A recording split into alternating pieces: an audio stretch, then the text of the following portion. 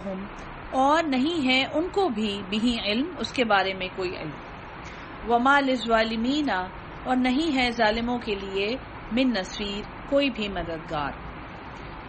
وَإِذَا تُتْلَى عَلَيْهِمْ اور جب ان پر پڑھی جاتی ہیں آیاتنا ہماری آیات بینات جو واضح ہیں جو ہیں تعرف تم پہچان لوگے فی وجوہ الذین کفروا ان لوگوں کے چہروں میں جنہوں نے انکار کیا جو کافر ہیں المنکر ایک ناخوشی ایک ناگواری تم ان کے چہروں میں وہ پہچان لوگے. اب یہ قرآن پڑھنے والوں کو اور قرآن سکھانے والوں کو اور قرآن سمجھنے والوں کو کہا جا رہا ہے. ایک تو جنرل محفل میں بیٹھے ہیں جیسے ختم قرآن کی محفل ہے یہ اس کی بات نہیں ہو رہی ہے. اور دوسرا دلیل جو ہے تتلا علیہم پڑھی جاتی ہیں آیاتنا بینات یہ محکم آیات ہیں ان میں احکامات ہیں وہ روشن کلیئر آیات ہیں اور بینات یہ بھی ہے کہ وہ اس وقت کلیئر ہیں وہ لوگوں کو سمجھ آ رہی ہیں. مثلا اس طرح کوئی پڑھا رہا ہے کوئی ترجمہ بتا رہا ہے یا کتاب میں لکھا ہوا ہے آپ کسی کو دکھائیں یہ دیکھیں قرآن میں کیا لکھا ہوا ہے. ٹھیک ہے جی. تو جو لوگ جو کافر ہیں ان کے چہروں پر ایک ناخوشی کے آثار آتے ہیں. اور یہ کون سے کافر ہیں؟ مختلف قسم کے کافر ہوتے ہیں. انکار کرنے والے مطلب لادین لوگ ہوتے ہیں کرسچنز ہیں ہندو ہیں. ایک تو یہ کافر جو ہے نا یہ قرآن کے انکاری ہیں اور حضرت محمد صلی اللہ علیہ وسلم کی نبوت کے انکاری ان کے بارے میں بات ہو رہی ہے. ٹھیک ہے جی کہ جب ان پر ہماری آیات پڑھی جاتی ہیں تو یہ ان کے چہروں پر ایک ناخوشی آتی ہے. یکادونا قریب ہے یستونا وہ حملہ کر دیں بالذین ان لوگوں پر یتلون علیہم آیاتنا جو ان پر ہماری آیات پڑھتے ہیں. اور یہ سین اکثر جتنا آپ قرآن کے ساتھ آپ کا تعلق بڑھتا ہے آپ کی عام باتوں میں بھی قرآن نظر آنا شروع ہو جاتا ہے. آپ کہیں کوئی بات سنتے ہیں اور کہتے ہیں ہاں ہم نے بھی قرآن میں یہ بات پڑھی تھی. تو قرآن کی ایک ایسی برکت ہے کہ وہ انسان کے اندر کی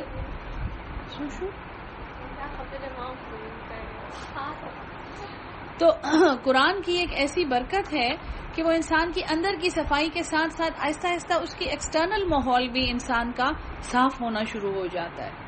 جب وہ ایک بات سنتا ہے سب سے پہلے جا کے ظاہر میں بھی اپنے ہسبینڈ کو امی ابو کو یا بچوں کو بتائے سنو آج ہم نے یہ پڑھا. ان میں کوئی ایک کیوریوسٹی پیدا ہو پھر وہ پڑھنا شروع کریں واہ یہ تو بڑی انٹرسٹنگ بات ہے یار اچھا چلو دیکھتے ہیں. مطلب میری ایک دوست تھی اس کے ڈائننگ روم میں ایک وائٹ بورڈ لگا ہوا تھا اور عمرائد نا بچوں کی بیبی سٹر وائٹ بورڈ لگا ہوتا تھا اس پہ روزانہ ایک آیت اور ایک حدیث لکھی جاتی تھی. وہ تو تھے بھی عربی تو عربی میں لکھا ہوتا تھا. اور کھانا کھاتے وقت وہ جو ان کے ہسبینڈ تھے بابا رائد کہتے تھے ہم ان کو مسلم اسکول کے پرنسپل تھے وہ بچوں سے وہ ڈسکس کرتے تھے جو بھی ان کے گھر اس وقت مہمان بھی ہم بھی ہوتے تھے ہم بھی کھانے پہ بیٹھ جاؤ. بڑے دل ہوتے ہیں عربوں کے بہت بڑے دل ہوتے ہیں وہ زبردستی بیٹھو تم نے میں نے یہ پکایا ہے آپ کہیں یا اللہ ہم شرمندہ ہم کہیں کہ ہم کیوں ان کے کھانے میں شامل ہوں. بٹھا کے اور وہاں پہ وہ چیز باقاعدہ ڈسکس کرتے تھے اور بچے ان سے سوال پوچھتے تھے.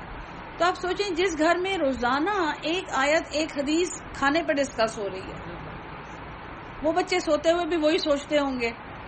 اٹھ کے اگلے دن صبح ناشتے پہ نئی آیت نئی حدیث لکھی ہوئی ہوتی تھی. اور کتنا آسان ہے یہ. ہم دیکھیں اپنے ڈرائنگ رومز میں ایک تو شیشے المارے بہت ہوتے ہیں اس میں پیارے پیارے ڈیکوریشن ہمارے گھر بھی ہیں ہمارا ہر کسی کے گھر میں ہوتے ہیں ڈیکوریشن پیسز ہیں کینڈل سٹینڈز ہیں بڑے بڑے تصویریں لگی ہوں گی ایک تو پینٹنگ فروٹ کی خامخواہ لگی ہوئی ہوتی ہے. تو اتنی سی جگہ وہ بورڈ لیتا ہے اور وہ بچوں کو وہاں پہ وہ چیز سکھاتے تھے. تو قرآن کا ایک یہ اعجاز ہے کہ وہ اپنا ماحول بالکل صاف کر دیتا ہے اور اس کے ارد گرد جو ہے روشنی آپ کو فیل ہوتا ہے کہ اس گھر میں ایک روشنی آ جاتی ہے. یہ یہاں پہ ہے کہ جو لوگ انکار کرتے ہیں وہ تو ایسے ہیں کہ جیسے ایک دم سے وہ ان پہ حملہ کر دیں گے. افأنبئکم پھر ایسے لوگوں کو کہیں قل افأنبئکم کہہ دیجئے کیا میں تمہیں بتاؤں بشر من ذالکم جو بدتر ہے اس بات سے. اب یہ دونوں کو کہا جا رہا ہے جس نے حملہ کیا ہے اور جس پہ حملہ کیا گیا ہے ان دونوں کو کہا جا رہا ہے کہ میں تمہیں بتاؤں جو اس سے بھی زیادہ بری بات ہے النار وہ دوزخ ہے وہ آگ ہے. تو جو حملہ کر رہا ہے اس کو تو سمجھایا جا رہا ہے اور جس پہ حملہ کیا جا رہا ہے اس کو تسلی دی جا رہی ہے کہ دیکھو یہ جو تم اللہ کا پیغام پہنچا رہے ہو یہ تمہیں اس آگ سے بچا لے گا. ٹھیک ہے. وعدہ اللہ، وعدہ کیا ہے اللہ نے الذین کفروا، ان لوگوں سے جنہوں نے کفر کیا. وبئس المصیر، اور یہ بہت برا ٹھکانہ ہے، بہت بری لوٹنے کی جگہ ہے. آیت نمبر 73. یا ایھا الناس، اے لوگو، ضرب مثل، بیان کی جاتی ہے تمہارے لیے ایک مثال. اور یہ اس سورت کا امتیاز ہے. یہ جو آگے مثال آ رہی ہے یہ اس کا اپنا ایک امتیاز ہے. جیسے سورہ بقرہ میں ہم نے مچھر کی مثال پڑھی تھی، سورہ نمل جو ہے وہاں پہ ہم نے شہد کی مکھی پڑھی ہے، اور سورہ نحل میں، نمل تو ابھی نہیں آئی ہے، نمل میں چونٹی ہے، عنکبوت بھی سورت کا نام ہے. تو یہاں پہ بھی حشرات الارض کے ذریعے ایک مثال دی گئی ہے. اور یہ مثال میں نے پہلی دفعہ امریکہ میں دیکھی تھی، تو میں آپ کو اس کی کہانی سناؤں گی بڑے مزے کی، کہ تم فاستمعوا لہ، تو کان کھول کے سن لو اس کو. ان الذین، بے شک جو لوگ، تدعون من دون اللہ، جن کو تم پکارتے ہو اللہ کے سوا. اب یہ ڈائریکٹلی جو ہم پڑھ رہے ہیں قرآن، یہ ہمیں کہا جا رہا ہے کہ جن ذاتوں کو، جن پاورز کو تم بلاتے ہو اللہ کے سوا. ٹھیک ہے جی. لن یخلقوا ذبابا، وہ تو ایک مکھی بھی نہیں پیدا کر سکتے. ولو اجتمعوا لہ، خواہ وہ جمع ہو جائیں سارے اس کے لیے. وَإِن یسلبھم الذباب، اور اگر ان سے چھین لے مکھی شیئا، کچھ بھی، لا یستنقذوہ منہ، وہ اسے چھڑا بھی نہیں سکتے اس کو. ضعف الطالب، بڑا کمزور ہے، بڑا بودا ہے یہ چاہنے والا، والمطلوب، اور جسے وہ چاہ رہا ہے. اور یہ مثال دلیل ہے اس کی اگلی آیت پر، آیت نمبر 74. ما قدر اللہ حق قدرہ، انہوں نے نہیں اللہ کی قدر جانی جیسا اس کی قدر جاننے کا حق ہے. ان اللہ، بے شک اللہ، لقوی عزیز، قوت والا اور زبردست ہے. یہ مثال جو ہے یہ جیسے ہمیں کہا جا رہا ہے کہ دیکھو اے لوگو، یا ایھا الناس، ہم تمہارے لیے ایک مثال بیان کرتے ہیں تو کان کھول کے سن لو. جن ذاتوں کو تم اللہ کے سوا پکارتے ہو، جیسے ہم یہ کہتے ہیں نا کہ وہ غیر مسلم اور لادین اور بے مذہب لوگ جو ہیں وہ ہم سے تو بہت ہی اچھے ہیں، ان کی تو ہم سے کہیں زیادہ سمجھ ہے اور وہ ہم سے زیادہ اچھے معاملے کرتے ہیں، ان میں اچھی باتیں ہیں، لیکن ہم ان باتوں میں پھر اتنے بڑھ جاتے ہیں کہ ہم ان کی غلامی کرتے ہیں. ہم مسلمان ہوتے ہوئے ان کی غلامی کرتے ہیں، حالانکہ ہمارے پاس اس دنیا میں یعنی کہ جو سب سے بہترین دین ہے اور سب سے بہترین مذہب ہے اور جو سب سے زیادہ پاور دینے والی کتاب ہے وہ ہمارے پاس ہے، لیکن ہم ان لوگوں کے غلام بن جاتے ہیں کیونکہ یہ چیز ہمارے ہاتھ میں نہیں ہے، یہ ہمارے کنٹرول میں نہیں ہے. ٹھیک ہے. تو اللہ یہ کہہ رہا ہے کہ جس کو بھی تم اللہ کے سوا پکارتے ہو وہ تو ایک مکھی بھی نہیں بنا سکتے. خاص طور پہ ذباب کا لفظ استعمال ہوا ہے. ذباب جو ہے یہ ہاؤس فلائی ہے، یہ عام گندگی پہ بیٹھنے والی مکھی جو ہے اس کو ذباب کہتے ہیں. ٹھیک ہے جی. اور چاہے یہ سارے کے سارے جمع ہو جائیں اس کے لیے. تو امریکہ میں پریزیڈنٹ کلنٹن کے زمانے میں ہیومن جینوم پروجیکٹ شروع ہوا تھا کہ انسان کا جو ڈی این اے ہے اس کی ساری جینز کھولی جائیں اور اس کا پورا اس کا انسائکلوپیڈیا بنایا جائے کہ فلاں جین جو ہے یہ فلاں جگہ پڑی ہوئی ہے. ہمارے پاس 46 کروموزومز ہیں ہمارے ہر سیل کے، ہر خلیے کے نیوکلیس میں، اور اس پہ ہماری جینز ہیں جو لاکھوں کی تعداد میں ہیں. تو ان ساری جینز کی سٹڈی کے لیے گورنمنٹ نے ایک بہت بڑا فنڈ مقرر کیا تھا کہ ہیومن جینوم پروجیکٹ، اور آپ یہ کریں. تو ہیومن جینوم پروجیکٹ جب شروع ہوا تو انہوں نے کہا کہ یہ تو مشکل ہے، مطلب یہ انسان کا تو ذرا ڈی این اے بڑا کمپلیکیٹڈ ہے، تو ہم ایسے کرتے ہیں کہ پہلے ڈروسوفیلا فلائی، یہ عام مکھی جو ہوتی ہے، ہم اس کا جینوم سٹڈی کرتے ہیں. یعنی اس وقت تو میں نے بھی کہا بڑے عقل مند ہے یار، کہاں بندہ اور کہاں مکھی، اس کا جینوم یہ پہلے دیکھ لیں کہ یہ ہے کیا، اس کی جینز میں کیا ہے. وہ جب انہوں نے شروع کیا اس پر پتہ نہیں کتنے سال لگ گئے، کتنے سال کے بعد، اور پھر انہوں نے آخر میں کہا کہ اس میں اور انسان کے جینوم میں پتہ نہیں اتنی ہزار جینز کا فرق ہے، یہ ایک ہی چیز ہے، یہ ایک ہی جیسی، اس میں بھی اتنی ہی جینز ہیں یا اس سے تھوڑی جینز ہیں جتنی انسان میں. یہ اتنا کمپلیکیٹڈ اس کا جینیٹک کوڈ ہے. تو اللہ کہہ رہا ہے کہ تم تو سارے کے سارے جمع ہو کے ایک مکھی بھی نہیں مکھی بنا کیا سکتے ہو، تم تو اس کو سٹڈی بھی نہیں کر سکتے ہو، تم تو اس کو کھول کے پڑھ بھی نہیں سکتے ہو جو چیز میں نے بنائی ہوئی ہے. ہاں یعنی یہ جب وہاں پہ ہیومن جینوم پروجیکٹ جب کلوز ہوا تھا، واقعی اب انہوں نے کھول لیا ہے انسان کی جینز، ان کو پتہ ہے ساری، بہت ریسرچ کیا انہوں نے. اس کی کلوزنگ پہ انہوں نے یہ بات بتائی تھی. اپنا مذاق اڑا رہے تھے وہ سائنٹسٹ کہ ہم سمجھے تھے کہ مکھی پہلے ہم پڑھ لیں گے تو پھر انسان، تو مکھی اور انسان میں بہت تھوڑا سا ہی فرق ہے. تو میری ذہن یعنی یہ آیت پڑھ کے مجھے ان کی وہ بات یاد آئی تھی کہ تم سارے بھی جمع ہو جاؤ تو تم تو ایک مکھی بھی نہیں بنا سکتے، بلکہ اگر مکھی تم سے کچھ لے جائے تو تم اسے واپس چھین بھی نہیں سکتے. تم اپنی حیثیت کو سوچو، تم ادھر ادھر چھینا چھپٹی میں کیسے مصروف ہو. تمہیں ہر کسی کا مال تمہیں چاہیے ہوتا ہے، ہر کسی جیسے ڈریسز تمہیں چاہیے ہوتے ہیں، ہر کسی جیسی چپلیاں تمہیں چاہیے ہوتی ہیں. یہ چھینا چھپٹی میں تمہاری ساری زندگی گزر جاتی ہے. ہاں یہ مکھی بھی نہیں اڑا سکتے بالکل. تو یعنی کہ یہ اللہ کہ تم اتنے کمزور ہو، تم اتنے بودے ہو کہ یہ مکھی بھی علم سے بھی تمہارے کنٹرول میں نہیں آتی، اور لا علمی میں بھی اگر وہ تمہاری کوئی چیز اڑ کے لے جائے تو تم اسے نہیں کچھ کہہ سکتے. ضعف الطالب، بڑا کمزور ہے، بڑا بودا ہے، ٹوٹا پھوٹا ہے یہ چاہنے والا، والمطلوب، اور جو وہ چاہ رہا ہے. مکھی کیا اور لے کے اڑ گئی ہوگی، وہ بھی بہت ہی بودھی چیز ہے جس کو وہ چاہ رہا ہے. تو پھر اللہ کہتا ہے کہ اس مثال کے مطابق اللہ کی قدر نہیں پہچانی جیسا اس کو پہچاننے کا حق ہے. اور اس کا یہ مطلب ہے کہ واقعی ہم کبھی بھی اللہ کی قدر نہیں جان سکتے. جب قرآن یہ دعویٰ کر رہا ہے مثال دینے کے بعد، تو اس کا مطلب ہے کہ واقعی یہ ہماری، جیسے حضرت علی کا قول ہے کہ اللہ کی ذات میں غور نہ کرو، یہ تمہیں گمراہ کر دے گا. یعنی تمہارا یہ ادراک جو ہے یہ اس لیے بنا ہی نہیں ہے کہ تم اس کی ذات میں غور کر لو. تو اس لیے اس میں نہ جو بس نیک کام کرو، اچھے کام جو جیسے اللہ نے سکھایا ہے بس وہ کافی ہے. ٹھیک ہے جی. ان اللہ لقوی عزیز، بے شک اللہ قوت والا اور غالب ہے. اللہ یستفی، اللہ چن لیتا ہے، من الملائکتی، فرشتوں میں سے، رسولن، پیغام پہنچانے والے، ومن الناس، اور لوگوں میں سے بھی. ان اللہ، بے شک اللہ، سمیع بصیر، وہ خوب سننے والا اور خوب دیکھنے والا ہے. یعلم ما بین ایدیہم، وہ جانتا ہے جو ان کے آگے ہے، وما خلفہم، اور جو ان کے پیچھے ہے. وإلی اللہ، اور اللہ ہی کی طرف، ترجع الامور، لوٹنا ہے سب کاموں کا. اب دوبارہ سے وہاں پہ وہ چیز جہاں سے سورت شروع ہوئی تھی، سورت دیکھیں شروع کہاں سے ہوئی ہے، سورہ حج ہے نا، اس میں حج کا بیان بھی گزر گیا، لیکن یہ شروع قیامت کے بیان سے ہوئی تھی. ان زلزلۃ الساعۃ لشیء عظیم.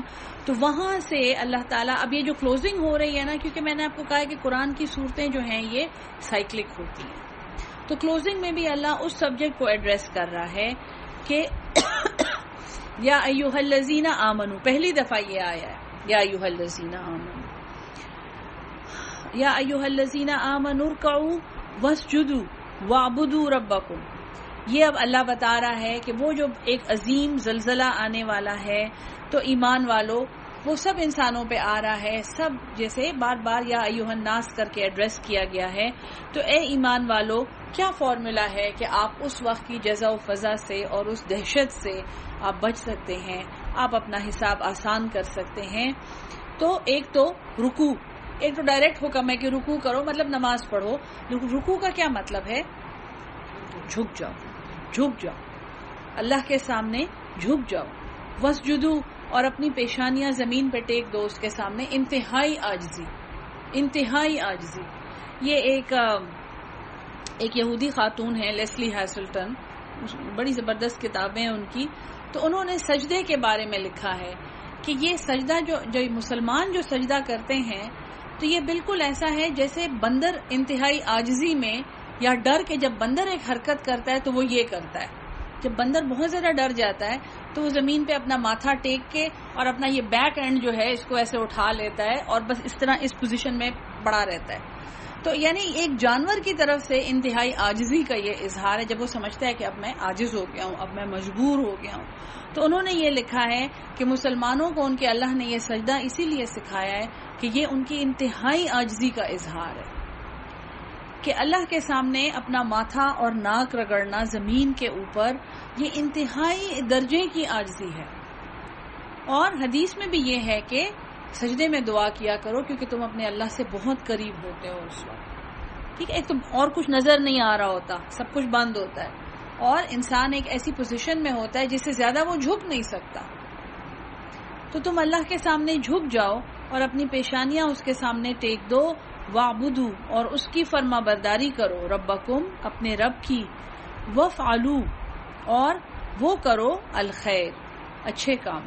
لَعَلَّكُمْ تُفْلِحُونَ، تاکہ تم فلاح پا جاؤ. جو فلاح میں نے آپ کو بتائی تھی کہ ہمیشہ کی کامیابی، اور یہ آیت سجدہ ہے.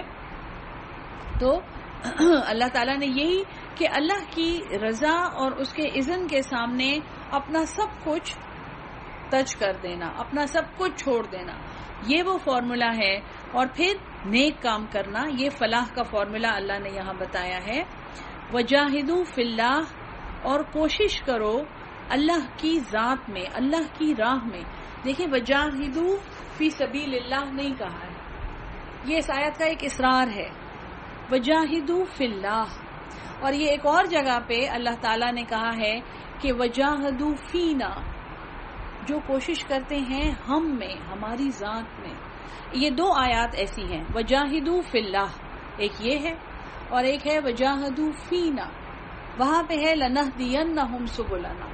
تو اللہ قسم کھا کے کہہ رہے ہیں کہ البتہ ضرور ہم انہیں ہدایت دیں گے اپنی راہوں کی. وہ ایک یہ ہے نا کہ ایک وہ کہ اللہ کی راہ میں خود کو فنا کر دینا، یہ وہ تصوف کے وہ ہیں کانسیپٹس ہیں. تو ایک ہے فنا، جو فنا وہ اچیو کر لیتے ہیں. پھر فنا فی اللہ ہے، اللہ کی ذات میں خود کو فنا کر دینا. تو یہ آیات جو ہیں، میں تصوف تو نہیں پڑھاتی، لیکن یہ آیات جو ہیں ان کا مطلب ویسا ہے کہ وجاہدوا فی اللہ، تم کوشش کرو اللہ کے لیے، اللہ کی ذات میں، حق جہادی ہی، جیسے کوشش کرنے کا حق ہے. تو یہاں پہ انسان اپنے آپ سے پوچھے کہ جیسے میں کسی بھی دنیا میں کسی چیز کے لیے کوشش کرتا ہوں، میں کوشش کرتا ہوں کہ میرا گھر صاف ستھرا ہو، میں کوشش کرتا ہوں کہ میں اچھا لباس پہنوں، میں کوشش کرتا ہوں کہ میرے بچے اچھے ریزلٹس لائیں، وہ پاس ہوں، میں کوشش اپنی جاب میں کوشش کرتی ہوں. کیا میں اللہ کے لیے ایسی کوشش کرتی ہوں؟ کیا میری کوئی بھی کوشش خالصتاً میں یہ کہہ سکتی ہوں کہ یہ اللہ کے لیے ہے، یہ اللہ کی راہ میں ہے؟ انسان کو سوچنا چاہیے نا کہ ہم کتنی ایفرٹ ایک چیز میں ڈال رہے ہیں. حق کا جہادی، ہر انسان کو پتا ہے کہ اس کا جہاد جو ہے وہ کتنا زوردار ہو سکتا ہے، اور پھر وہ اللہ کی راہ میں کتنا جہاد کر رہا ہے، کتنی کوشش کر رہا ہے. ہوا اجتباکم، اس نے تمہیں چنا ہے. وما جعل علیکم، اور اس نے نہیں ڈالا ہے تم پر، فی الدین، دین میں، من حرجن، کوئی بھی تنگی. اگر دین میں ہمیں کوئی تنگی محسوس ہوتی ہے تو وہ ہمارے اپنے اعمال کا، ہمارے اپنے ہاتھوں کی پیدا کردہ ہے. جیسے یہی تھا کہ تم اپنے مناسک میں تنازع نہ کیا کرو. تو اللہ نے دین میں تم پر کوئی تنگی نہیں ڈالی ہے، کوئی لا اکراہ فی الدین. ملت ابیکم ابراہیم، یہ تو تمہارے باپ ابراہیم کا دین ہے. جیسے ہم کسی کو کہتے ہیں نا کہ آپ اچھے اچھے کام کریں، دیکھیں وہ جو ایک کسی کی مثال دے کے کہتے ہیں وہ کتنا پیارا بچہ ہے، دیکھیں وہ بھی فرسٹ آتا ہے. ہم ایسے کہتے ہیں نا آپ کا وہ کزن اتنا اچھا ہے، وہ امی ابو کی اتنی بات مانتا ہے. اس طرح اللہ اتنے پیار سے کہہ رہا ہے کہ یہ تو تمہارے باپ ابراہیم کا دین ہے، تو تمہیں اس کو ماننے میں کیوں اتنا پس و پیش ہے، اور تم کیوں اس کو اتنا مشکل جانتے ہو. ہوا سماکم المسلمین، اس نے تمہارا نام مسلمان رکھا ہے. حضرت ابراہیم کی دعا میں ہے نا کہ ہمیں مسلم کہ وہ کر دے، ہمیں قبول کر لے. اس نے تمہارا نام مسلم رکھا ہے. من قبل، اس سے پہلے بھی. وفی ھذا، اور اس میں. لیکون الرسول، تاکہ ہو جائے رسول. شہیدن علیکم، تم پر گواہ. وتکونوا، اور تم ہو جاؤ. شہداء علی الناس، تمام لوگوں پر گواہ. جو ہم پڑھتے رہے ہیں سورہ البقرہ، سورہ آل عمران، سورہ نساء، ایک چین ہم نے پڑھی تھی ایسی آیات کی. جیسے سورہ نساء میں پھر یہ ہے کہ یہاں پہنچ کے حضور صلی اللہ علیہ وسلم بہت روئے تھے اور انہیں تلاوت رکوا دی تھی، جہاں پہ یہ تھا کہ وَيَكُونَ الرَّسُولَ عَلَيْكُمْ شَهِيدًا، اور رسول جو ہے یہ تم پر سب پر گواہ ہوگا. تو یہ آیت جو ہے، اور یہ آگے بھی آتی ہے، لیکن ایک لحاظ سے آپ یہ سمجھیں کہ یہ اس چین کی اختتامی آیت ہے. کیوں؟ اس میں اور ان آیات میں کیا فرق ہے؟ کیونکہ ایک ایسی صورت جس میں یا ایھا الناس یا ایھا الناس کر کے پورا خطاب کیا گیا ہے، ایک عمومی خطاب، اس میں اللہ یہ کہہ رہا ہے کہ تمہارا رسول تم پر گواہ ہوگا اور تم لوگوں پر گواہ ہوگا. تو یہاں پہ یعنی کہ سورہ الحج میں اللہ تعالیٰ نے وہ بوریا بستر اٹھا کے آپ کے سر پہ رکھ دیا ہے کہ اب آپ نے اتنا قرآن پڑھ لیا ہے کہ اب رسول آپ کی گواہی دیں گے، لیکن آپ بھی گواہی دیں گے. آپ کہیں بھاگنے والے نہیں. اب آپ نے بہت پڑھ لیا ہے، اب آپ نے بڑا ٹائم انویسٹ کر دیا، اللہ نے آپ کو اتنی توفیق دی ہے کہ اب یہاں تک پہنچ گئے ہیں، اب آپ لوگوں پر گواہ ہیں. لوگوں کی گمراہی کا سوال آپ سے کیا جا سکتا ہے. آپ کے ارد گرد لوگ تھے، ایسے کر رہے تھے، اس وقت آپ نے کیا کیا؟ یا ان لوگوں سے پوچھا جائے آپ نے ایسا غلط کام کیا، کسی نے آپ کو منع کیا؟ ہو سکتا ہے وہ کہہ دیں کہ ہاں انہوں نے منع کیا تھا، آپ کی چھٹی ہو جائے گی، آپ بچ جائیں گے. یا وہ یہ کہیں کہ جی ہمیں تو کسی نے نہیں منع کیا، یہ تو بڑی قرآن پڑھتی تھیں، کبھی نہیں آئی ہمارے پاس، کچھ نہیں انہوں نے ہمیں سکھایا. ٹھیک ہے نا جی. تو یہاں پہ یہ بھی اس کی ذباب والی آیت کے بعد یہ اس کی ایک امتیازی آیت ہے کہ تم لوگوں پر گواہ ہو. فاقیموا الصلاۃ وآتوا الزکوٰۃ، تو نماز قائم کرو اور زکوٰۃ دو. واعتصموا باللہ، اور مضبوطی سے اللہ کو تھام لو. ہوا مولاکم، اور یہاں تک پہنچ کے جب انسان یہ سنتا ہے کہ تکونوا شہداء علی الناس، تو انسان کی ویسے یادی جان لیک ہو جاتی ہے ڈر کے مارے کہ اب تو پوچھا جائے گا. تو اللہ کہہ رہا ہے واعتصموا باللہ، بس اب اللہ کو پکڑ لو، کیونکہ دنیاوی اسباب میں نے اب تمہارے کاٹ لینے ہیں. ہوا مولاکم، وہی تمہارا مولا ہے، وہی کارساز ہے. فنعم المولا، تو کیا بہترین وہ تمہارا کارساز ہے. ونعم النصیر، اور کیا ہی زبردست اور اچھا وہ مددگار ہے. وآخر الدعوانا الحمدللہ.